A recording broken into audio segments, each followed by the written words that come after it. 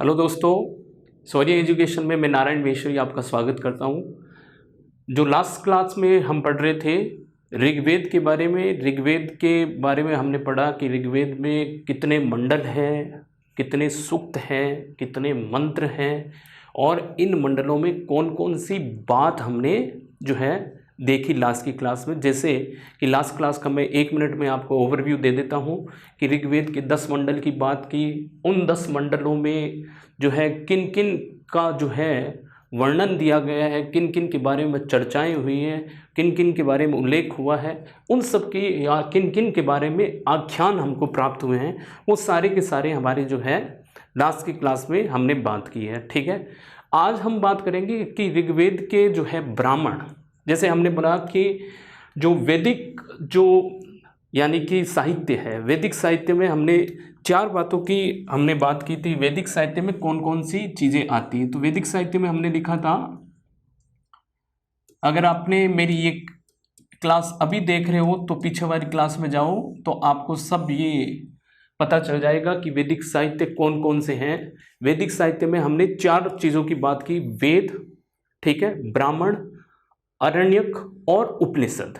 तो वैदिक साहित्य का अंतिम जो भाग है उपनिषद है, इसलिए उपनिषदों को दोस्तों क्या कहा जाता है, यानी वेदांत कहा जाए, वेदों का अंत यानी वेदांत। यदि आपको पूछ ले उपनिषद क्या है तो वेदांत है। वेदांत इनमें से किसे कहा जाता है तो उपनिषदों को कहा जाता है, क्योंकि ये वैदिक साहित्य का अंत माना जाता है। जैसे अभी हमने बात की कि वेद, ठीक है, वेदों में हमने 4 वेद पढ़े, ठीक है, 4 वेद हैं वेद में। ब्राह्मण में हर वेद का अपना एक ब्राह्मण साहित्य है, ठीक है, और ब्राह्मण के बाद में आरण्यक है, ठीक है, आरण्यक के बाद में उपनिषद, ठीक है। ये 4 जो है, इन चारों को क्या बोला जाता है, वैदिक साहित्य बोला जाता है, क्योंकि ये अंतिम है, ठीक है। वैदिक साहित्यों का अंतिम भाग जो है उपनिषद है, इसलिए इसको वेदांत बोलते हैं। क्या बोलते हैं? वेदांत। देखिए कि वेदांग अलग है, ठीक है। वेदांग तो उत्तर वैदिक साहित्य हमने पढ़ा कि 6 जो है वेदांग हैं, शिक्षा, निरूक्त, छंद, कल्प, ज्योतिष, ठीक है। इस तरह से हमने जो है 6 वेदांग की बात की है। तो अब हम बात करें कि हर वेद का अपना एक ब्राह्मण है, चाहे वो ऋग्वेद ले लीजिए, तो ऋग्वेद का जो ब्राह्मण है, ठीक है, अभी हम ऋग्वेद, क्योंकि हम ऋग्वेदिक काल की बात कर रहे हैं तो ऋग्वेदिक काल में सिर्फ हम ऋग्वेद को पढ़ रहे हैं, तो ऋग्वेदिक काल की राजनीतिक हम कह सकते हैं संगठन की बात करेंगे, सामाजिक संगठन की बात करेंगे, या सामाजिक स्थिति की बात करेंगे, आर्थिक स्थिति की बात करेंगे। तो इसमें हमने देखा कि ऋग्वेद, ठीक है, और ऋग्वेद के जो ब्राह्मण हैं दोस्तों, तो ऋग्वेद का ब्राह्मण जो है वो ऐतरेय तथा कौशित की, ठीक है, कौशित की। तो ऋग्वेद का जो ब्राह्मण है वो ऐतरेय तथा कौशित की। ब्राह्मण ग्रंथ क्या ग्रंथ होते हैं, तो ब्राह्मण ग्रंथों के लिए मैंने लास्ट क्लास में भी बताया, यहाँ पर फिर मैं अपनी फिर से एक बार आपके साथ चर्चा कर लेता हूँ कि ब्राह्मण ग्रंथ यानी कि ऋग्वेद यानी कि वेदों की प्राचीनतम गद्य जो व्याख्या है वो ब्राह्मण ग्रंथों में मिलती है। क्योंकि वेद जो है, आप देख सकते हो कि वेद जो है वो पद्य भाग में लिखे गए हैं, ज़्यादातर वेद पद्य भाग में लिखे और उनका अधिकांश भाग जो है पद्य भाग में लिखा गया है। तो इसकी गद्य व्याख्या जो हमको मिलती है वो हमको मिलती है ब्राह्मण में मिलती है। तो ब्राह्मण वेदों का क्या है, प्राचीनतम गद्य आख्यान है, ठीक है, या प्राचीनतम गद्य वर्णन है, ठीक है, इसी को हम कहते हैं ब्राह्मण, ठीक है। तो ऋग्वेद के मंत्रों का हम कह सकते हैं गद्य वर्णन जो हमको मिलता है वो ऐतरेय तथा कौशित की जो है ब्राह्मण में मिलता है। अब इस ब्राह्मण के ही 2 भाग और हो जाते हैं। जैसे ब्राह्मण जो साहित्य है, अगर हम वेदों को साइड कर दें तो ब्राह्मण साहित्य 3 भागों में बंटा हुआ है। एक तो ब्राह्मण खुद, ठीक है, ब्राह्मण साहित्य, ब्राह्मणों में से निकला है आरण्यक और इसमें से निकला है उपनिषद। क्यों, वो हम आगे देखेंगे। पहले हम बात करते हैं ऐतरेय तथा कौशित की। जैसे ब्राह्मणों की अगर मैं आरण्यक की बात करूं, आरण्यक में क्योंकि ब्राह्मण जो है जितने भी कर्मकांड संबंधी, यज्ञों के संबंधित जो है व्याख्यान यहाँ पर मिलते हैं। आरण्यक थोड़ा सा और गहनता से हमको जो है, यानी और गहनता से उसका व्याख्यान जो है हमको मिलता है, दार्शनिक व्याख्यान यहाँ आना चालू हो जाता है। यानी हम कह सकते हैं वेदों का दार्शनिक ज्ञान जो है आरण्यक में मिलता है। और अगर हम कहें कि वेदों का शुद्धतम जो है ज्ञान पक्ष हमको कहीं मिलता है, वो उपनिषद में मिलता है। तो ब्राह्मणों का कुछ पाठ आरण्यक कहलाता है, ठीक है, और कुछ पाठ क्या कहलाता है, उपनिषद कहलाते हैं। और इनकी जो हम कह सकते हैं, इनकी विषय वस्तु के आधार पर ये जो है उपनिषद, आरण्यक और ब्राह्मणों में बंटा हुआ है। तो ब्राह्मण साहित्य भी हम कह सकते हैं दोस्तों 3 भागों में बंटा हुआ है, एक ब्राह्मण साहित्य, एक आरण्यक और एक उपनिषद, ठीक है। ब्राह्मण में जो है कर्मकांड आते हैं, ठीक है।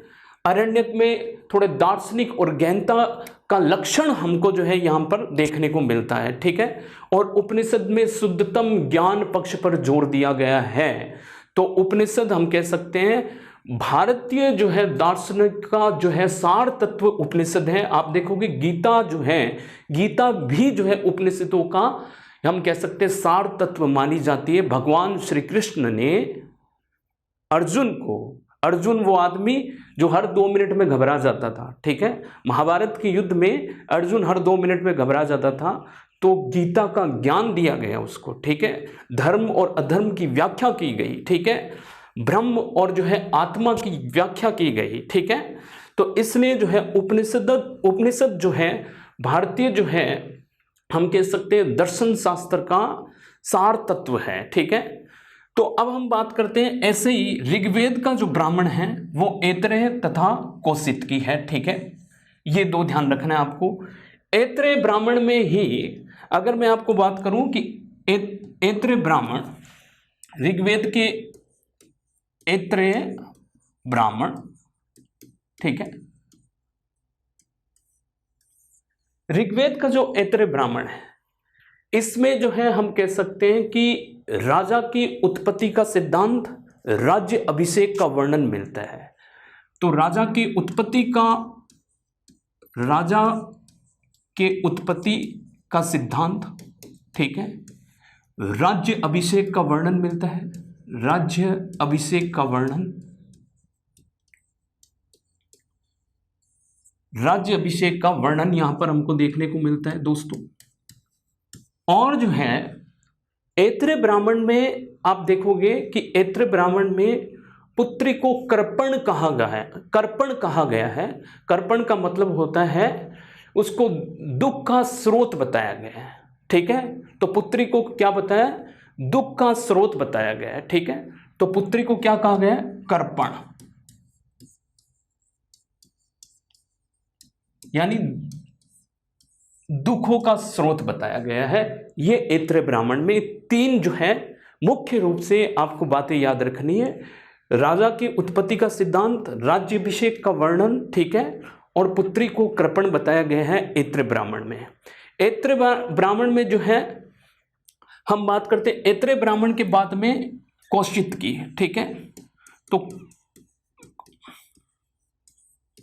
कौशिक की जो ब्राह्मण है ऋग्वेद का, ठीक है, इसमें जो है रुद्र जो है देवता, उसके व्रत बताए गए, रुद्र देवता के व्रत बताए गए हैं, ठीक है। मुख्य रूप से रुद्र देवता के व्रत, ठीक है। तो दोस्तों ये जो है 2 चीजें आपको ध्यान रखनी है कि ऐत्रेय तथा कौशिक की जो ब्राह्मण हैं वो ऋग्वेद के ब्राह्मण हैं, ठीक है। ऋग्वेद के आरण्यक भी जो है, या आरण्यक जो है ऋग्वेद के आरण्यक, मैंने आपको बताया है जंगलों में बैठकर जो है गुरु द्वारा जो है शिष्य को ज्ञान दिया जाता था। आरण्यक का मतलब ये हो सकता है, अगर हम इसको मोटे मोटे तौर पर देखें तो ये हम कह सकते हैं कि ये वानप्रस्थ आश्रम जो होता था, क्योंकि हमारे भारतीय समाज में 4 आश्रम बताए गए हैं, ठीक है। उसमें से एक वानप्रस्थ आश्रम, उसके बाद में सन्यासी आश्रम, ठीक है। जो ये वानप्रस्थ आश्रम हैं कि इंसान जो है कि मैं कहाँ से आया हूँ, मैं कौन हूँ, इस संसार की उत्पत्ति का सार तत्व क्या है, ठीक है, सृष्टि का आदि तत्व क्या है, ठीक है। इन सब बातों को जानने के लिए वो क्या करता था, वो जंगलों में इन सारी चीज़ों को छोड़कर, ठीक है, अपने गृहस्थ जीवन को छोड़कर, ब्रह्मचर्य जीवन को छोड़कर, ठीक है, वानप्रस्थ जीवन में आरण्यक जो है उपनिषद साहित्य लिखे गए हैं, क्योंकि ये वेदों में ये व्याख्या है। बेसिकली जो लोग इन चीज़ों को जानना चाहते हैं, ठीक है, इन चीज़ों के बारे में जो है, इन चीज़ों की जांच पड़ताल करना चाहते थे, वो जो है यानी कि अपने गुरु के पास में चले जाते थे और जंगलों में उनसे ज्ञान प्राप्त करते थे। तो आरण्य क्या हो गया, जंगलों में जो है ज्ञान प्राप्त करने वाले वो इंसान जो अपने गुरु के पास में जाते थे और जो है गुरु उन शिष्यों को क्या देते थे, सार तत्व बताते थे, ठीक है, इस जगत का सार तत्व, और उनमें जो है हम कह सकते हैं कि उनमें उठने वाली जिज्ञासाओं को शांत करते थे, ठीक है। तो ऐसे ही दो आरण्यक हमको कहाँ मिलते हैं, आरण्यक ऋग्वेद के दो आरण्यक हैं, सेम नाम के हैं, ऐत्रेय आरण्यक, ऐत्रेय तथा कौशितकी, ठीक है दोस्तों। अब हम बात करते हैं उपनिषद।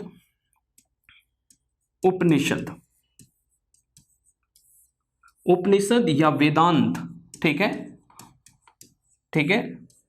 तो उपनिषद या वेदांत, तो उपनिषद भी दो है, ऐत्रेय तथा कौशितकी, ठीक है। ऐत्रेय उपनिषद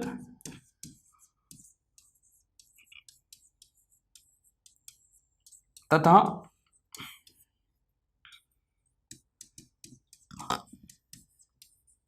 कौशितकी, ठीक है दोस्तों। तो ये दो जो है यानी कि उपनिषद है, ये दो आरण्यक है, और यही दो जो है क्या है हमारे पास में ब्राह्मण ग्रंथ है, ठीक है। अब मेरी बात समझ में आ गई होगी कि अभी तक आपको ये समझ नहीं आया होगा पढ़कर कभी भी कि आरण्यक उपनिषद ये जो है, या हम कह सकते हैं कि ब्राह्मण ग्रंथ क्या है। तो ब्राह्मण ग्रंथ के तीन पार्ट है, एक ब्राह्मण साहित्य खुद, ठीक है। तो ब्राह्मण साहित्यों के तीन पार्ट हम कह सकते हैं, ब्राह्मण ग्रंथ, आरण्यक और उपनिषद, क्योंकि ये विषय वस्तु के आधार पर ये तीनों अलग अलग हैं, ठीक है। तो तीनों में अलग अलग ज्ञान की बातें हमको देखने को मिलती है। जैसे ब्राह्मण साहित्य जो है, ब्राह्मण साहित्य में ब्राह्मण ग्रंथ जो है शुद्धतम कर्म कांड पर आधारित है, ठीक है। अगर हम बात करें अरण्य, थोड़े ज्ञान पक्ष को दिखाते हैं, थोड़े गहन ज्ञान पक्ष को दिखाते हैं, गहनता का यहाँ लक्षण मिलता है। रहस्यवादी जो चीज़ें हैं उनके बारे में जानने की जिज्ञासा के लिए जो है इंसान वानप्रस्थ आश्रम में जाकर गुरु के पास में बैठकर शिक्षा लेता था, ठीक है। और यही उपनिषद है। उपनिषद जो है, उपनिषद का जो सब्जेक्ट है दोस्तों, ठीक है, विषय वस्तु है, वो ब्रह्म या आत्मा, ये दो मुख्य रूप से इसका सब्जेक्ट है। उपनिषद के दो मुख्य रूप से क्या सब्जेक्ट होते हैं,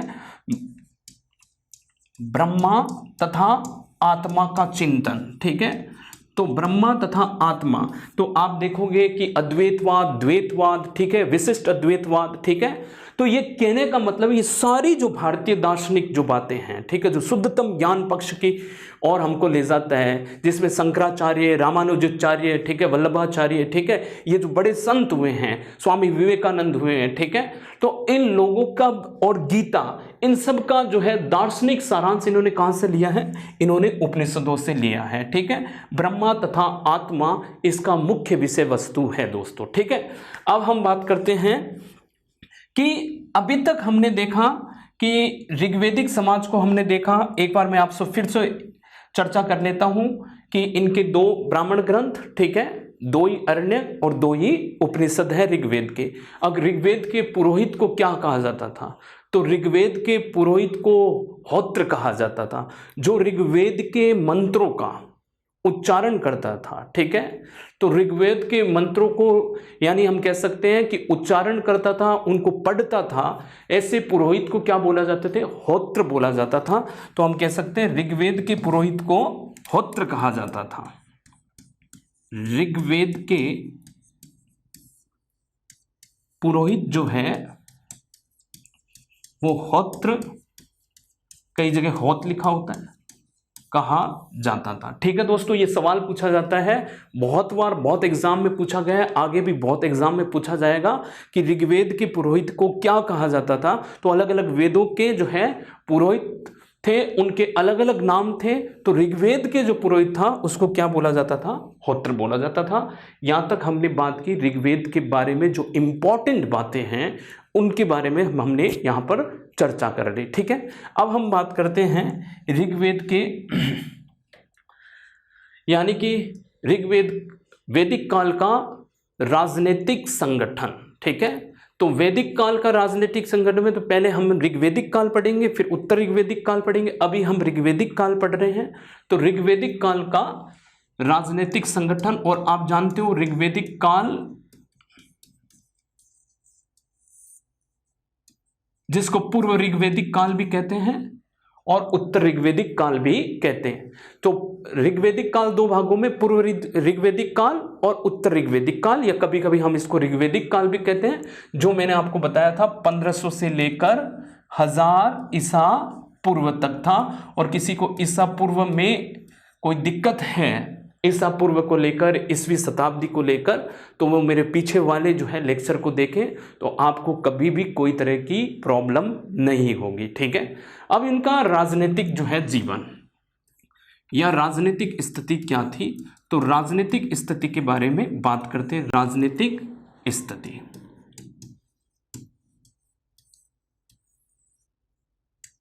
आप देखते हो कि हमने बात करी थी कि भारत में जो है ये जो वैदिक सभ्यता थी वो आर्य सभ्यता कहलाती है, क्योंकि आर्य इसकी जड़ में थे। ठीक है, आर्यों ने भारत में वैदिक सभ्यता का, हम कह सकते हैं वैदिक सभ्यता को स्थापित किया। ठीक है, तो ये मूल रूप से जो दोस्तों ये जो सभ्यता थी वो हम कह सकते हैं आर्य सभ्यता थी। तो आर्य को लेकर हमने वैसे भी चर्चा की है, आर्य कौन थे। तो आर्य कुछ व्यक्तियों का मानना है, कुछ इतिहासकारों का मानना है आर्य भारत के मूल निवासी थे, यहीं के थे। कुछ का मानना है आर्य भारत के मूल निवासी नहीं थे, वो बाहर से आए थे और इन्होंने जो है भारत पर जो है आक्रमण किया और ये भारत में आ गए। तो हम देखते हैं कि ऋग्वेदिक काल में मैंने आपको एक तुलनात्मक दृष्टि से बताया था, ऋग्वेदिक काल में जो आर्य थे वो सप्त सिंधु प्रदेश में आकर बस गए थे। ठीक है, तो सप्त सिंधु प्रदेश में आकर बस गए, इसका मतलब ये है कि ये अफगानिस्तान से लेकर पंजाब तक की एरिया में आकर ये बस गए थे।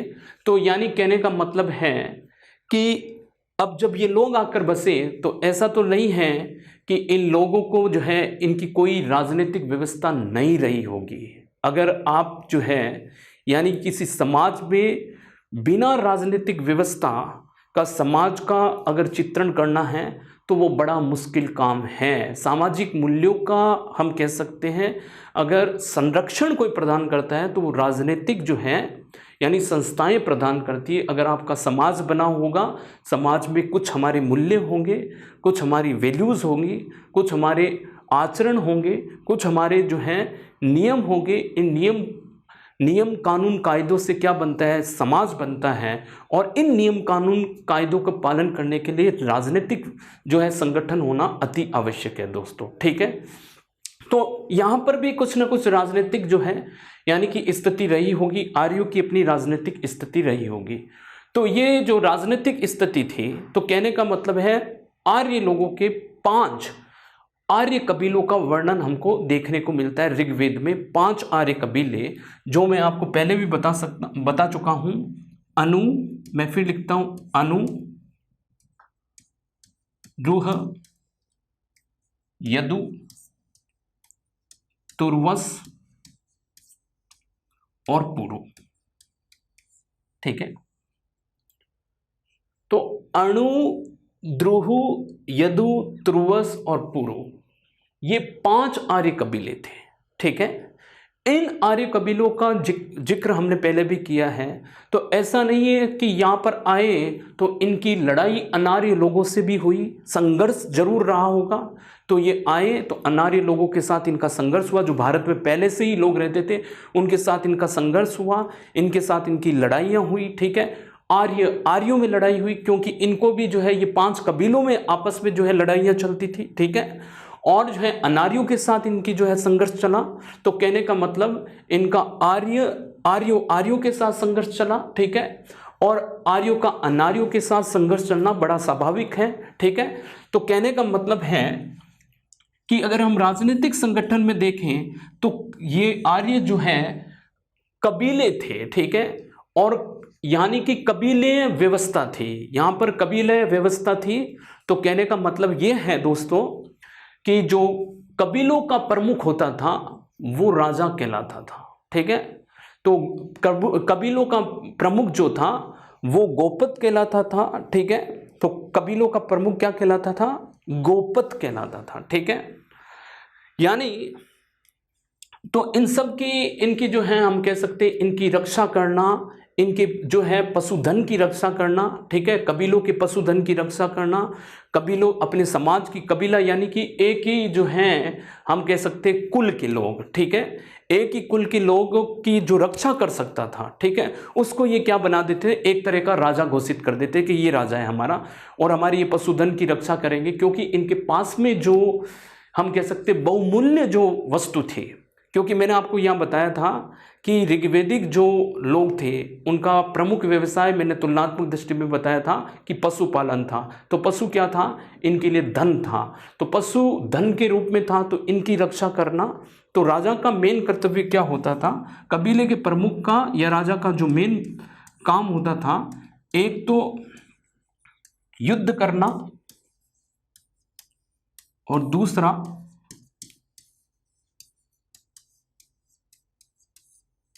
कबीले की रक्षा करना, ठीक है दोस्तों। तो युद्ध करना और कबीले की रक्षा करना, ये जो बेसिकली मेन काम था इनका, ठीक है।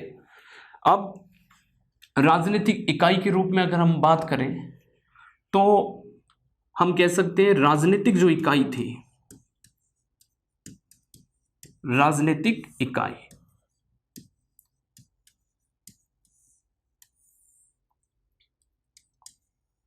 राजनीतिक इकाई सबसे छोटी इकाई जो थी वो कुल था, ठीक है, कुल। और कुल का प्रधान होता था कुलप, ठीक है। कुल का प्रधान होता है कुलप। कुल यानी कि एक ही रक्त से, एक ही रक्त से जो उत्पन्न जो व्यक्ति होते थे उनको हम कुल कहते हैं, यानी एक परिवार के लोग, ठीक है। तो कुल से क्या हो गया? कुल का हेड होता था कुलप, ठीक है। अब बहुत सारे कुलप यानी बहुत सारे कुल मिलकर क्या बनाते थे? ग्राम बनाते थे। तो कुल के बाद में जो इकाई होती थी ग्राम, ठीक है। यानी अलग अलग कुल मिलकर 5, 7, 10 कुल मिलकर क्या हो जाते थे? ग्राम बन जाते थे। और तो ग्राम का हेड क्या होता था? ग्रामीणी, ठीक है। तो ग्राम का हेड होता था ग्रामीणी, ठीक है। उसके बाद में हम बात करते हैं कि कुल का हेड कुलप, कुल में ग्रामीण, उसके बाद विस, विस का विस्पति, ठीक है, विस का विस्पति, ठीक है। और जन का जनपति या गोपत, ठीक है। कहने का मतलब है कि एक ही परिवार से, एक ही जो है हम कह सकते हैं रथ से उत्पन्न लोग क्या कहलाते? एक कुल के लोग। ऐसे ही बहुत सारे कुल बनकर क्या बने? ग्राम। ग्राम के जो है ग्रामीण, जो हेड होता था वो ग्रामीणी होता था। इसके बाद हमने देखा कि बहुत सारे ग्राम मिलकर क्या बनते हैं दोस्तों? विस। विस का हेड कौन होता है? विस्पति। ऐसे ही बहुत सारे विस मिलकर, ठीक है, क्या बनते थे? क्या बनाते थे? जन। और जन का कौन हेड होता था? जनपति या गौपत, ठीक है। तो ये जन का हेड होता था, जन का प्रमुख होता था, ठीक है। एक बार फिर देख लेते हैं, ठीक है। अब मैं आपको बता देता हूं राजनीतिक स्थिति क्या थी कि जनपति और विस्पति जो होता था, देखो राजा का दिव्य सिद्धांत नहीं था, ठीक है। राजा की एक ही बात थी, राजा को कोई दिव्य सिद्धांत नहीं था, जो रक्षा कर सकता है वही राजा बन सकता था, ठीक है। तो इसलिए यहाँ राजा का दिव्य सिद्धांत हमको देखने को नहीं मिलता है, ठीक है, ऋग्वेदिक काल में। आगे आप देखोगे उत्तर ऋग्वेदिक काल में तो राजा का दैवीय सिद्धांत हमको देखने को मिलता है, ठीक है। तो कहने का मतलब उसके दो काम थे, युद्ध करना और कबीले की रक्षा करना, ठीक है। अब इकाई के रूप में सबसे छोटी इकाई हम कह सकते हैं कुल या कुलम, ठीक है। ग्राम जो है ऋग्वेद में 13 बार शब्द आता है ग्राम, ठीक है। तो ऋग्वेद में इस शब्द का जो वर्णन मिलता है वो 13 बार मिलता है ग्राम का, ठीक है। विश्व का जो हमें शब्द मिलता है वो 170 बार जो है आख्यान मिलता है, 170 बार ऋग्वेद में विश्व लिखा गया है, ठीक है। तो ऋग्वेद में 170 बार क्या लिखा गया है, विश्व लिखा गया है, और जन जो है 276 बार जो है जन लिखा गया है, ठीक है। 276 टाइम जो है ऋग्वेद में जन शब्द का उल्लेख होता है। तो 276 बार ऋग्वेद में जन शब्द का उल्लेख देखने को मिलता है दोस्तों। कुल का मतलब कुलम, ग्राम का मतलब ग्रामीणी, विश्व का मतलब विश्वपति, जन का मतलब जनपति या गोपद, ठीक है। अब आगे हम बात करते हैं कि कौन सी जो है राजनीतिक संस्थाएं थी। राजनीतिक संस्था, तो 3 राजनीतिक संस्था हमें ऋग्वेदिक काल में देखने को मिलती है, ठीक है। वो कौन सी? सभा, ठीक है, समिति तथा विदत, ठीक है। पहली बात मैं बताऊं आपको कि इस सभा समिति विदत में महिलाओं की प्रवेश की अनुमति थी, महिलाएं भाग ले सकती थी। महिलाओं के पास में राजनीतिक जो है अधिकार नहीं थे, पर वो सभा में भाग ले सकती थी दोस्तों, यानी महिलाएं इनमें भाग ले सकती थी। महिलाओं का प्रवेश ऐसे लिख सकते हैं हम, महिलाओं का प्रवेश था इनमें, का प्रवेश तीनों में, सभा समिति तथा विदत में। दोस्तों जब मैं सभा की बात करूं तो सभा का उल्लेख जो है यानी कि 8 बार मिलता है। तो ऋग्वेद में सभा का उल्लेख 8 बार, तो 8 बार इसका उल्लेख ऋग्वेद में मिलता है, ठीक है। सभा कुलीन वर्गों की होती थी, कुलीन वर्ग के लोग जो है सभा में भाग लेते थे, ठीक है। तो सभा में जो है कुलीन वर्ग के लोग भाग लेते थे। आप और हम सबको जो है ये पता है कि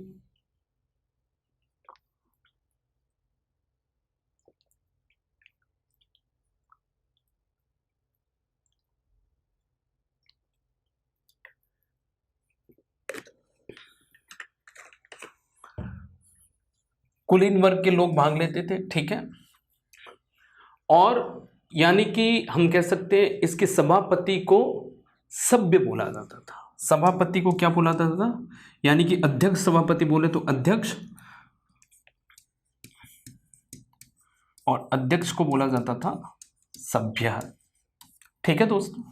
अगर हम बात करेंगे समिति की,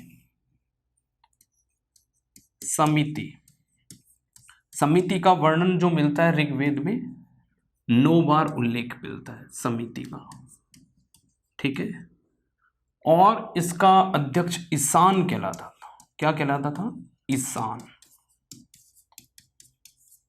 ठीक है दोस्तों। और जो है इसका महत्वपूर्ण कार्य जो था, महत्वपूर्ण कार्य इसका था राजा का चुनाव करना, राजा का चुनाव करना या राजा का चयन करना, ये इसका महत्वपूर्ण काम था। अब हम बात करते हैं समिति की, ठीक है। विदत की बात करते हैं। विदत का उल्लेख हमको ऋग्वेद में 122 बार मिलता है, ठीक है दोस्तों। और इसमें सैनिक असैनिक सारे कार्य किए जाते थे, ठीक है। सैनिक असैनिक न्यायिक तीनों काम किए जाते थे। और आर एस शर्मा साहब है, ठीक है, इन्होंने जो है बेसिकली इसको आर्यों की प्राचीनतम संस्था बताई है। तो आर्यों की प्राचीनतम संस्था, आर्य की प्राचीनतम संस्था। ठीक है दोस्तों, तो एक बार फिर से देख लेते हैं हमने क्या बात की। ठीक है, राजनीतिक संस्था का वर्णन जो हमें मिलता है वो 3 मिलते हैं, सभा, समिति तथा विदत। ठीक है, महिलाओं का प्रवेश था इसमें। ठीक है, सभा जो शब्द का होता है उल्लेख, वो 8 बार इसका उल्लेख हमको देखने को मिलता है सभा का। ठीक है, और ये कुलीन वर्ग की होती थी। अध्यक्ष इसका क्या कहलाता था? सभ्य कहलाता था। ऐसे ही जब हम बात करते हैं समिति की, ठीक है, समिति का वर्णन हमको मिलता है 9 बार उल्लेख मिलता है इसका। ठीक है, 9 बार उल्लेख मिलता है। और अध्यक्ष इसके क्या कहलाते थे? अध्यक्ष कहलाता था ईशान। ठीक है, और इसका महत्वपूर्ण कार्य दोस्तों वो क्या है? राजा का चयन करना इसका महत्वपूर्ण कार्य था। विदत की बात करें तो विदत का उल्लेख 122 बार उल्लेख मिलता है। आर.एस. शर्मा ने इसको आर्य की प्राचीनतम संस्था बताई। इसमें सैनिक, असैनिक और जो है न्यायिक काम भी होते थे, सभा में भी न्यायिक काम होते थे। तो कहने का मतलब है ये 3 संस्थाओं के द्वारा ये अपना शासन चलाया करते थे। ठीक है, अब जब हम बात करते हैं कि ऋग्वेद के, जब हम बात करते हैं कि इस तरह की बात है, तो सभा समिति में एक चीज और हमको देखने को मिलेगी कि अर्थवेद में, यानी अथर्ववेद जो हमारा है, ठीक है, अथर्ववेद में सभा समिति को क्या बोला है? प्रजापति की पुत्रियां बोला है। प्रजापति की, तो अथर्ववेद में, ठीक है, सभा समिति को क्या बोला है? प्रजापति की पुत्रियों के रूप में दर्शाया गया है, बताया गया है। देख लो आप इंपॉर्टेंस इसकी, आप देख सकते हो कि अथर्ववेद ने इसको, अथर्ववेद में इसको सभा समिति की, जो हम कह सकते हैं, पुत्रियों के रूप में बताया गया है। ठीक है दोस्तों, अब जब हम बात करते हैं कि इस तरह से इनकी जो है सामाजिक जो है, ये जो राजनीतिक संस्थाएं थी, इसके द्वारा आर्य अपना शासन चलाते थे। तो ऐसे कौन कौन से अधिकारी थे जिनके माध्यम से आर्य अपने, कौन कौन से प्रमुख अधिकारी थे जो ऋग्वेदिक काल में या ऋग्वेद में हमको देखने को मिलता है, वो भी हम एक बार जो है देख लेते हैं कि कौन कौन से वो जो है, जो यानी कि महत्वपूर्ण अधिकारी थे, उनके बारे में बात कर लेते हैं। ठीक है, महत्वपूर्ण अधिकारी,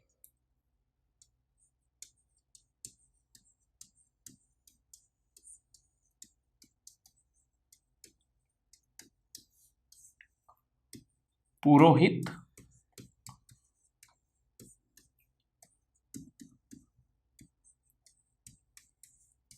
ठीक है, पुरोहित, ग्रामणी, ठीक है, स्पस, और आपको मैं बताऊं सेनानी,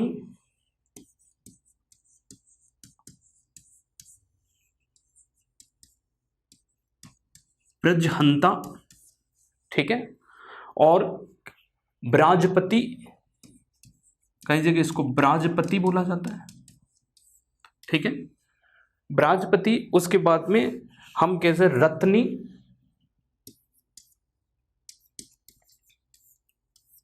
ये जो है प्रमुख रूप से पुरोहित जो ब्राह्मण होता था, ठीक है, ब्राह्मण, और ये राजा का प्रमुख जो है सलाहकार होता था और राजा के साथ युद्ध में जाया करता था। ठीक है, हम कह सकते हैं कि ब्राजपति, ठीक है, ब्राजपति वो होता था, यानी कि हम कह सकते हैं कि सभी कबीलों को इकट्ठा करता था युद्ध के समय। ठीक है, कबीलों के लोगों को इकट्ठा करता था।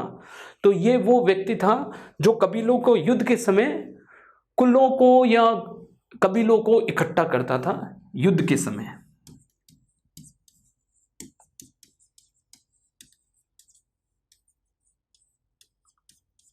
कुलों को या कबीलों को इकट्ठा करता था।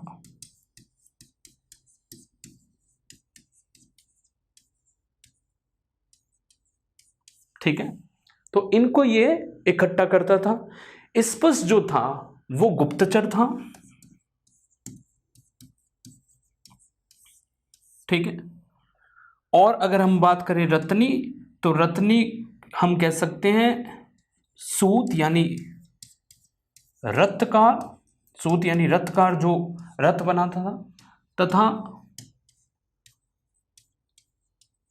कुम्हार, इन दोनों को जो है रत्नी बोला जाता था। कंबाइन इन दोनों को जो है रत्नी बोला जाता था। और ये अगर हम बात करें कि एक था कि हमने बात की कि ये जो है महत्वपूर्ण अधिकारी थे पुरोहित, ग्रामीणी, स्पष्ट, सेनानी, ब्रजहंता और रत्नी। ये मुख्य रूप से जो है ये ऋग्वैदिक काल में हमको जो है बेसिकली मुख्य अधिकारी मिलते हैं जिसके थ्रू राजा अपना शासन चलाता था। पुरोहित बहुत ही इंपॉर्टेंट, जो मैं पहले बता चुका हूँ, राजा का मुख्य सलाहकार यानी कि, और जो है राजा के साथ युद्ध में राजा के साथ भाग लेता था, ठीक है। और अगर हम स्पष्ट की बात करें, स्पष्ट की बात करें तो ये जो है गुप्तचर विभाग होता था, ठीक है। और गुप्त सूचनाएं राजाओं कबीलों को इकट्ठा करके देता था, कबीले के जनपति को इकट्ठा करके ये देता था, ठीक है। और ब्राजपति युद्ध के समय कबीलों को इकट्ठा करता था, ठीक है। और ये चारागाह के बड़े जत्था, चारागाह होते थे, चारागाहों के बड़े जत्थे का जो है स्वामी होता था, ठीक है, प्रमुख होता था। तो चारागाह के बड़ा जो जत्था होता था उसका प्रमुख ये होता था, ठीक है। अब हम बात करते हैं उपस्थि, एक और जो है बेसिकली मेरे दिमाग से निकल गया, एक और जो है अधिकारी होता था जिसका नाम होता था उपस्थि, ठीक है। ये उपस्थि बेसिकली व्यक्तिगत कर्मचारी होता था, व्यक्तिगत कर्मचारी राजा का। तो ये राजा का व्यक्तिगत कर्मचारी होता था। दोस्तों, ये हमने राजनीतिक व्यवस्था के बारे में बात की कि ये राजनीतिक व्यवस्था थी जिसके माध्यम से जो है ऋग्वैदिक जो समाज जो था वो अपने आप का वर्चस्व यहाँ पर स्थापित करता था, ठीक है। तो अब हम बात करते हैं कि इनकी धार्मिक जो है धार्मिक स्थिति क्या थी और इनकी धार्मिक स्थिति के बारे में कि महिलाओं की स्थिति कैसी थी, समाज कैसा था, ठीक है, सामाजिक स्थिति कैसी थी, इन सब के बारे में हम बात करेंगे। इससे पहले कि हमने क्या क्या बात की है तो अभी मैं आपको एक बार फिर से बता देता हूं कि दोस्तों इसको याद आपको करना है बिल्कुल से, क्योंकि इसमें याद करने का तरीका मैं आपको बताता हूं। याद सिर्फ आपको जो है ये एक टाइम में याद नहीं होंगे, एक समय में आपने सोचा कि एक बार देख लिए आपको याद हो गए, वैसे भी नहीं होने वाला है। आप जो है लेक्चर को पॉज करो, लिखो पुरोहित, ग्रामीण, सेनानी, स्पर्श, ठीक है, और जो है सेनानी, ग्रामीण, रत्नी और उत्पन्न। तो इन सब को जो है आप याद करो और याद करने से आपको ये जो है चीज़ें जो है कंठस्थ हो जाएगी। बार बार लिखिए, वीडियो को पॉज करें और पॉज करने के बाद में इसको वापस से आप बिना देखे इसको लिखिए ताकि ये आपके एकदम दिमाग में फिट हो जाएगी। क्योंकि कुछ अधिकारी जो आपसे पूछे जाते हैं वो एक तो आपसे जो पूछा जाता है पुरोहित के बारे में पूछा जाता है, मैं इम्पॉर्टेंट बता देता हूँ, और एक आपको जो है उपस्थि के बारे में पूछा जाता है, व्यक्तिगत कर्मचारी जो राजा का होता था, व्यक्तिगत जो कर्मचारी होते थे उनको उपस्थि बोला जाता था। आगे की बात हम जो बात करेंगे वो धार्मिक और सामाजिक जीवन के बारे में बात करेंगे। तब तक के लिए आप हंसते रहिए, गुनगुनाते रहिए और सेफ रहिए। Thank you.